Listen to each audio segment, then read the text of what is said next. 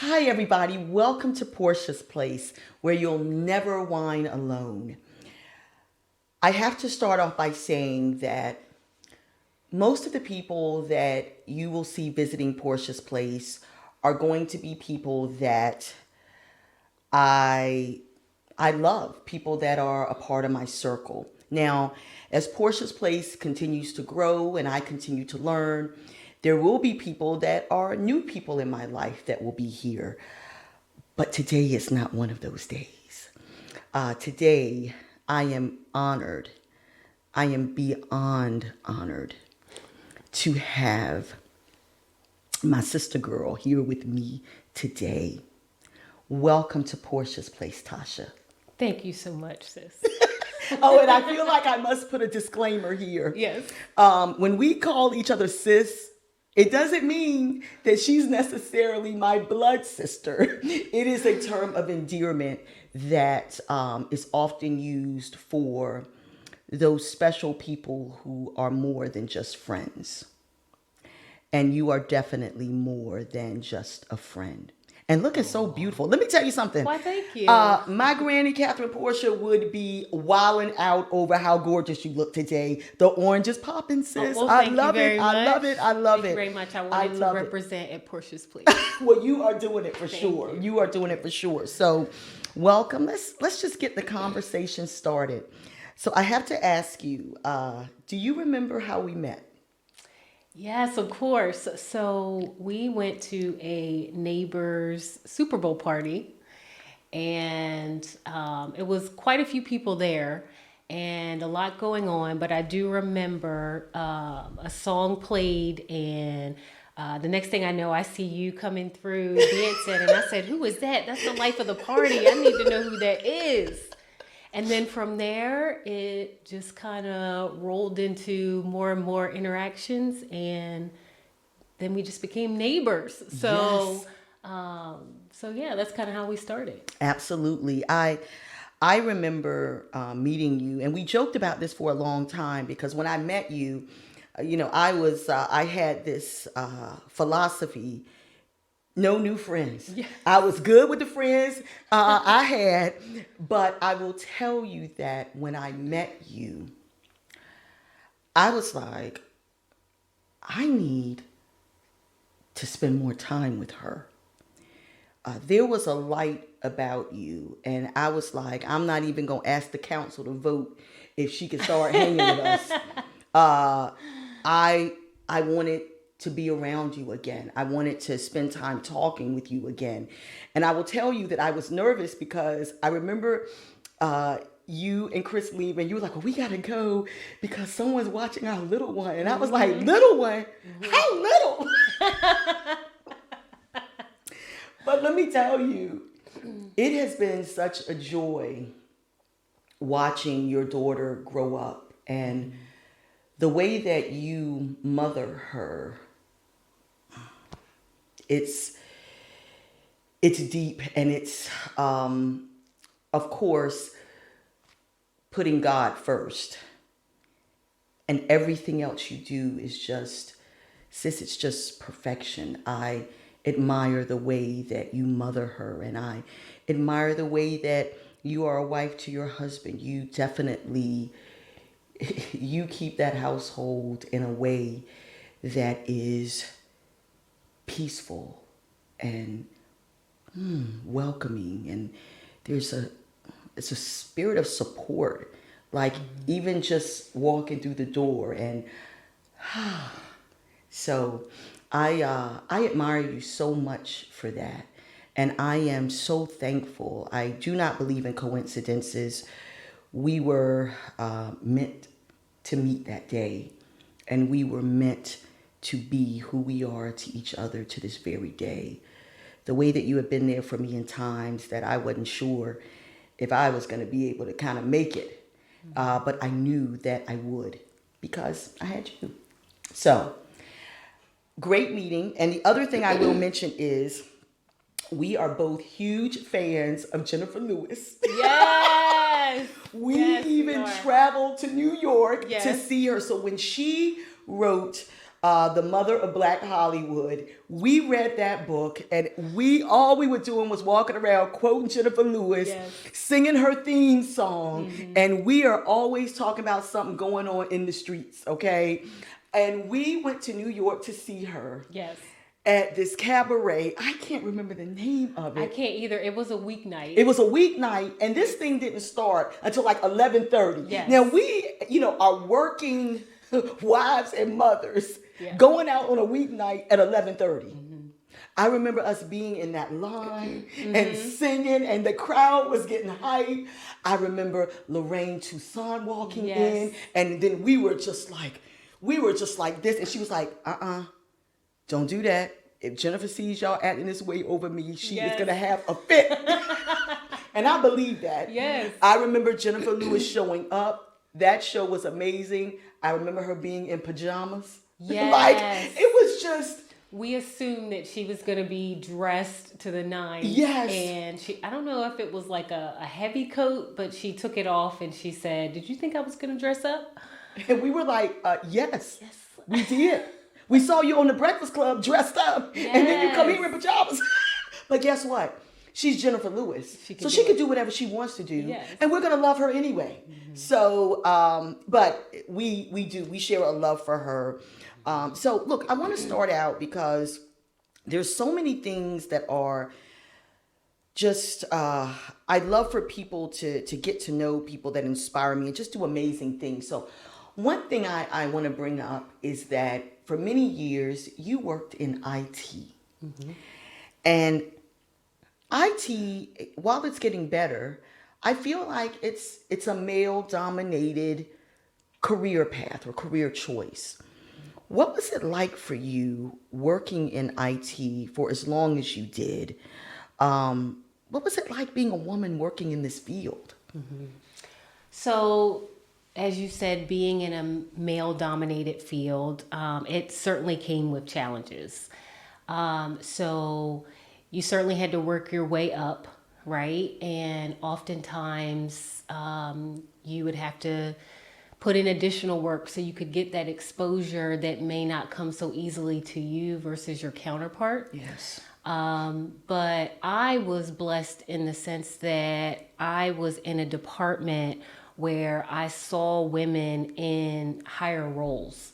So they were advocates for me to help me to get to the senior analyst level of my field, and then helped me to get promoted and lead those projects that were highly visible, not just in Delaware, but in Florida. And so I felt like I had a team of women and a lot of men who were supportive in seeing me be successful. It's amazing, and it doesn't always happen. So believe me, I know what it's like when you work in private industry. And I was I was certainly never working in the IT field the way that you did, but I know how difficult it can be to get that exposure, or to feel like I have to work much later in the night than someone else may have to, because I've got to make sure I'm prepared for tomorrow. I've got to make sure that I'm ready to do those things. And let me ask you this, because I'm going to take it one step further. Being a woman of color, working in private industry and working in IT, what type of impact do you feel like that had? Taking it another step. So you're not just a woman, you're a woman of color doing something that some people may think women shouldn't even be doing, period. Well, for the most part, it's making sure that you bring a skill set to the table that can't be denied, right? So, especially when you're in IT, you show what you're capable of doing. You show that you have camaraderie with the team, that you can be respected, not just within your department, but other departments all around your organization. And being a woman of color, I did not see a lot of other women or Black females in my vicinity. So in my department, in our organization. But for the ones that I did, we became more of a, I don't want to say support group, but we kind of built each other up, right? Yes, So yes. if you encountered a meeting where something didn't go your way, or you got feedback that you felt like wasn't about the work, Yes. you know, Yes. then we would be there to build that person up, Nice. you know, and just try to be an advocate for them. There was one situation where I had a meeting that I was running, and I was in the conference room, and I was setting up the agenda and getting everything ready. And one of the department heads entered and stated, will you be taking the minutes? And I stated, no, not at all. I'm actually going to be running the meeting. This is my name, this is my title, and you are? Right. And who are you? Right. So Joker? you have to know what you bring to the table. Yes. And and you just have to stand on that. And so if that means you know, spending extra time working on your skill set, sharpening it, trying to anticipate questions from other people, then you know, that's what it takes, and like a culmination of just making sure you have what you need to walk through the door. Absolutely. And I will say that it truly is special that you were able to find other women that supported you and found ways to help build you up and be an advocate for you. I feel very fortunate, like you, that I have and that I continue to have women who help me and are advocates for me and push to help me be the most successful that I can be. So it's a good feeling when you have that.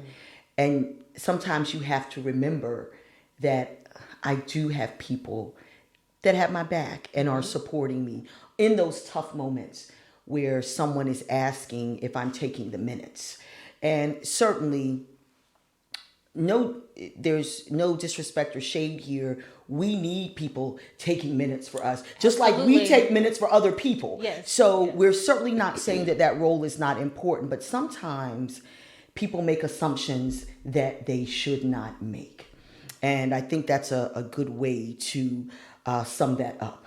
You know, so I'm so proud of you, and I came into your life at a point where you were still very much working in that arena, but soon to be transitioning out of that. And with that being said, you and your husband own a very successful business, Serenity Care Resources. And I'd love for you to tell those viewing Portia's Place today, what's that all about? What's Serenity Care? Sure. So Serenity Care Resources is a non-clinical home care agency. So we send in caregiver aides into the aging, our elders and disabled homes, and we help them with personal care, companionship. That looks like things regarding transportation, medication management, getting patients to appointments, helping with everything from meal prep to laundry, and just helping people age in place and try to avoid that transition into the nursing home and help people to feel as independent as possible. Something that we definitely need. And I'm really curious about this. And pause. Yo, that's amazing, sis. Like, we're being professional. I love everything you said, but I have to tell you that it's amazing. And I have to ask you this question.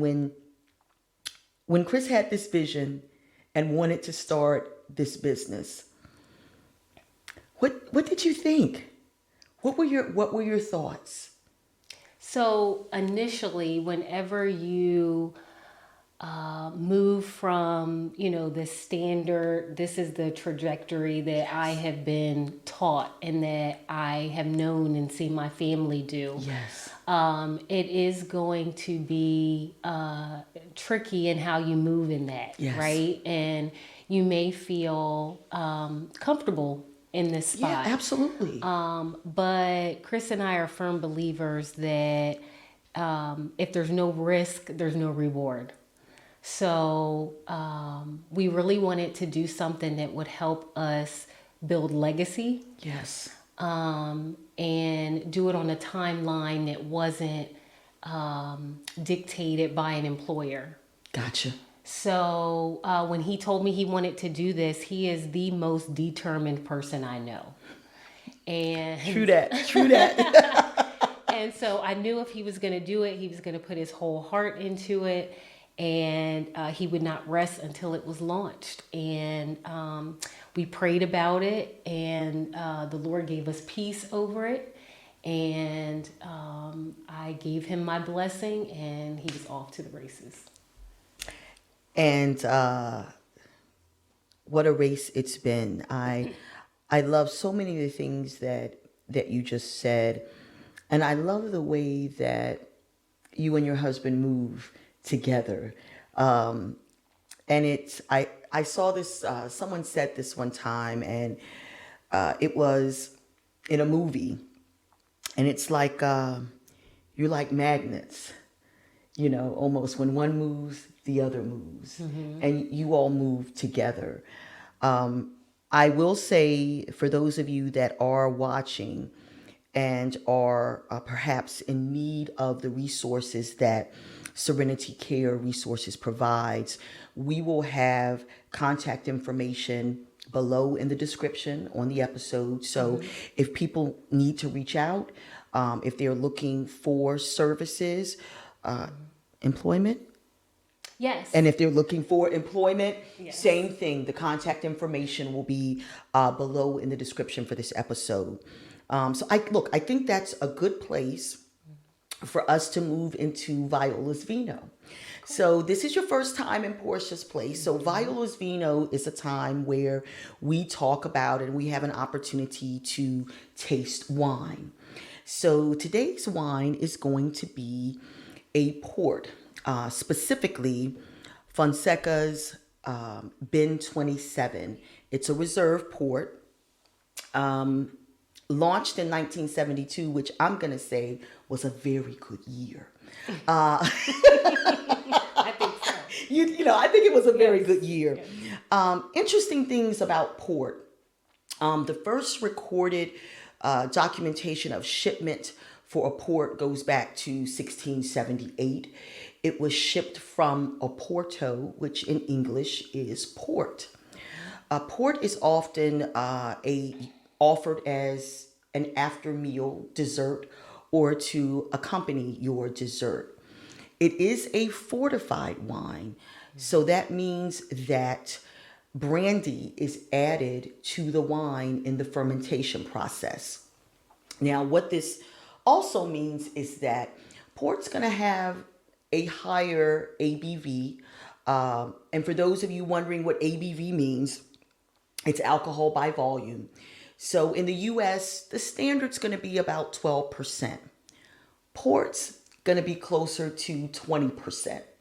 And this particular port is 20% ABV. Britain is still the biggest consumer of vintage and really good port. A sidebar, I'm an avid reader, and probably my guilty pleasure with reading are Regency romance novels. I love them. I love in between reading things that may be a little more serious. I'll pick them up, and if it's a day I'm not working, I could probably finish a book in a day. Couple days if I'm reading after work, right? But in these books, it never fails. After dinner, the gentlemen always go to the drawing room or to the library or study, and they drink port. If they're not drinking straight brandy, they're having port. The ladies were never allowed to enjoy port. They were off somewhere doing some kind of embroidery or needlework, but These are those times. Things are a little different now, but I said all that to say, port is still the most. It is still consumed the most in Britain, but the United States and Canada are coming along in that. The thing I also love about this Fonseca Ben 27, it's not going to be your 10, 20, 40-year aged port. It's a port that you can drink anytime. It also makes it more affordable. So this particular bottle, little under $20. If you want to have a good port to enjoy, this is definitely a good one to have. So port's great. I enjoy it. Because of that alcohol, that ABV, you're also going to remember this should be consumed in smaller portions. You're not going to drink as much of this just simply because it does have that higher ABV. So sis, before we do our little sniff test, some of the things that you're going to notice, first of all, this deep ruby color. So beautiful, deep, rich color. Some of the aromas that we're going to have, because this definitely has a fruity nose to it. So you could smell blackberry, cherry, plum, hints of spice even. When we actually taste this, you're going to probably taste berries. It could be raspberry. You could taste a little blackberry, but you could also taste some caramel. You could also taste chocolate, or what's almost like a chocolate sauce.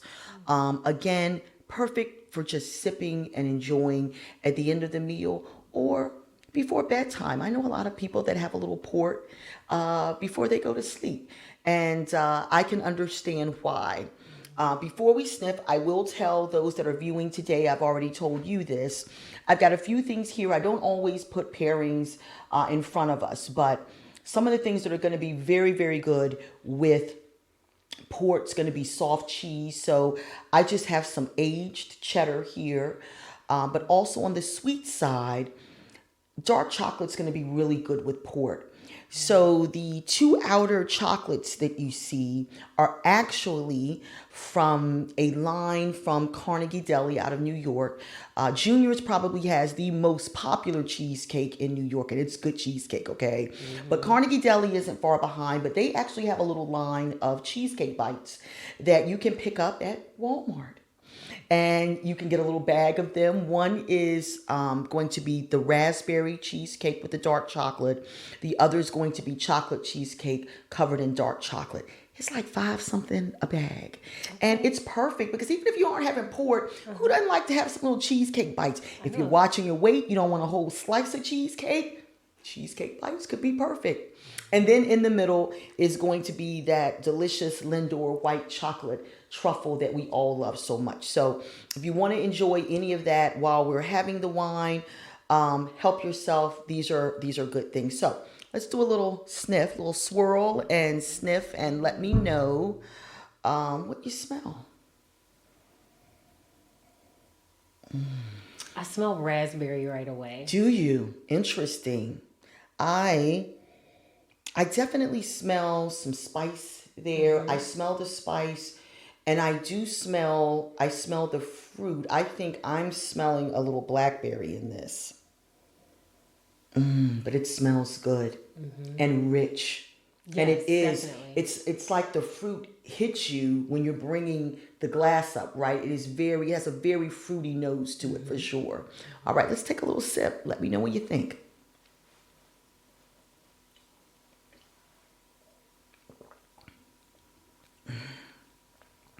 A lot of flavor. Yes, I taste cherries. Cherries are the first thing that come to me. How about you?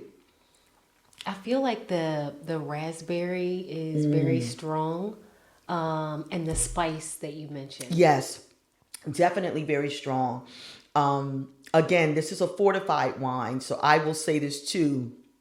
That brandy, while it's not overpowering, you definitely know that it is contributing to that flavor, to that spice that we're tasting in this wine. I think this is a really good port. Really nice to have to serve after a meal.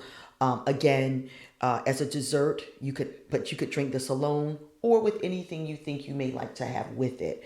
I would tend to probably have a little something with it because that 20% ABV is no joke. It's strong. It's strong. It's strong for sure, but it is it's very, very good. Did I mention this glass to you earlier when we were talking? Yes. Listen, I do have to give a shout out to, I don't know if you all can see it, but this glass that has my name on it was a gift from one of my line sisters. And I'm going to tell you, I am a sucker for things with my name on it. I know this goes way back. Disclaimer, I got to put something out here to my mom and dad, especially my mom. Like, please don't feel bad that you named me Trevita and that all my life I never found things in the store with my name on it. Okay, please don't feel bad about that because my name is very unique. And I'm a pretty unique person, so I think Trevita fits. But I think because of never finding things. Remember those cute little license plates? At King's Dominion and Busch Gardens? And they had names on it? Trevita was never there. I can relate. You know, it might be like, I'm having a ball. I'm having fun. Virginia is for lovers. But Trevita was never on the license plate. So I think that's why I love things that have my name on them. So when she gave this glass to me last month and it has the little sparkle, it was kind of an appreciation gift from her. And I appreciate her so much. So thank you so much to Carla. And I'm going to put the glass down now and keep drinking if you like. Have something off of the plate if you like. But let's keep talking because we went a little bit into kind of talking about your relationship, and we've mentioned your daughter, and you are raising just a phenomenal young woman. And if you wouldn't mind sharing, what do you think are some of the trials and the triumphs of raising a daughter? Wow, that's a loaded one. Well, and we could turn it into 2 episodes if it needs to go further than that. Go ahead, sis. So Shiloh Grace is a trailblazer, I would say. I would agree. I prayed that I would have the privilege of being a mom. I always wanted that. And so when God made that happen, I just had so much joy. And I'm so grateful. Like, I really do see it as a privilege. And every day I get to live in that blessing. Yes. Every single day. So I would say the biggest trial is just ensuring that she does not measure who she is by what she sees in the world, but measure it by what God has created her to be. And how we measure that is by His Word. Yes. And so I always want her to measure who she is and find out who she is, how much she's loved, by what she learns in our home. Yes. And so when she goes out in the world, then she'll have a barometer for, oh, that's not who I am. Right. You know. And I don't have to try to be that. Right. Yes. I don't have to try to be what the media says Yes. is fill in the blank. Yes. She is unique, and she lights up any room that she goes into. I was going to say, when I see her, if she's riding her bike, yes, if she's out for a walk, if we walk through your door, like, cause she's the one, she'll answer that door now. Oh, yes. You know, she will, but she does that smile. And she gives good hugs. Yes. But you give great hugs, sis. She gives good hugs. She is so loving. And also, I love the fact that she has a curiosity about her. And I think in this world, it's important to be curious about what's happening around you, and that curious mind, asking questions, wanting to know answers. I think that that's so important. She is so very talented, and I just can't wait to see what she's going to become. Like, I I cannot wait to see where she's going to be 5, 10, 15 years from now. What is Shiloh going to be doing? Now, we know she's going to be changing the world, but how will she be doing that? And I can't wait to see where she's going, and for our family to just continue to cheer her on. And I feel like she has great role models all around her. I mean, right in the home with you and Chris, and then your extended families. Like, I have had the honor of meeting your families, and it's no surprise or no shock that we love you and Chris so much, because we see from whence you came, and we see, I see, and you're here with me today, so I have to speak to that. I know what's been poured into you, and so it is no surprise that you are who you are, and that you're raising your daughter to be who she is. And I can't wait. It's exciting. I never birthed a daughter. My number one is right here, but I'm gonna tell you that I was always nervous. I didn't know, before I found out I was having a son, I was like, I don't know, a girl's a different thing going on, you know. But let me tell you that you're doing it, and I appreciate you being candid and sharing that, because it's not easy raising a daughter, and especially in today's times, where there's so many measurements that just don't even make sense. So I'm proud. I'm so proud of Shiloh, and definitely proud of her teacher. So you just keep doing it, sis. Thank because you. I'm proud of you. We're happy that you that Team Fentress is part of our village. Yes. We're grateful for you guys, and Shiloh's a natural born leader. Yes. And we just want to cultivate that, you know. And Yes. We know she's going to do great things. Oh yeah. God's got a great plan for her and all of us. Oh yes, he does. He does. That's for sure. All right, easy one. Yes. Favorite thing to do on your day off? Oh, wow. So if I'm going to be on the lax side, I would say probably a good Netflix and chill. I like it. I like it. Yes, yes. But if I'm motivated, a nice festival. Okay. With some live music, you know. I'm here for it. Yes. The warm weather is coming, sis. Yes. Which means the festivals are coming, right? I can't wait for that. I got to ask you this too. Yes. Favorite wine? So you know that I'm more of a sweet fan. Yes. I am trying to be open to maturing my palate. Yeah, I love it. I'm here for it. At the moment, I am enjoying Blue Hen Blue. Blue Hen Blue from Harvest Ridge. You know, we featured that on episode 3. Yes, I did. It's it's a good one. It's a good one. Very good. And I look forward to bringing a few more wines down for you to try. Now, I like it. I like it. Last thing I want to ask you. What do you want your legacy to be?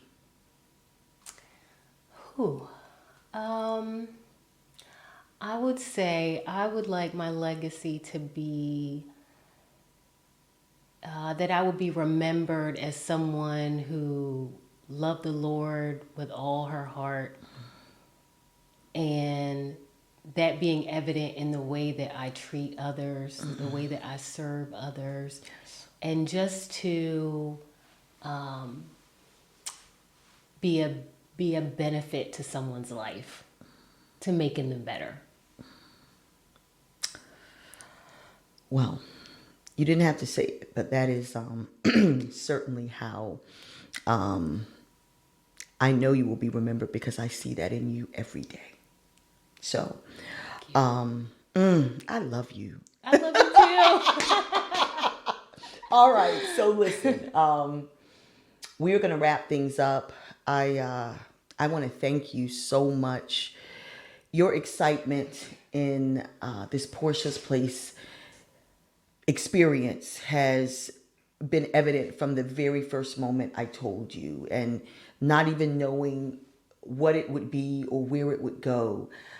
I just remember the look on your face of joy, and you didn't have to say a word, and I was like, she's got my back always. Yes, But indeed. she doesn't think this is crazy. Like, she's here for it. And so the support, even down to some of the construction support that your husband has helped provide,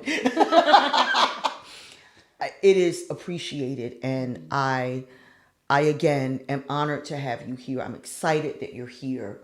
And as I do at the end of every episode, I'm going to end with May's message. And it's a time where it could be a quote, it could just be something that I'm thinking, but I always like to end with something that is appropriate, and I try to keep it positive.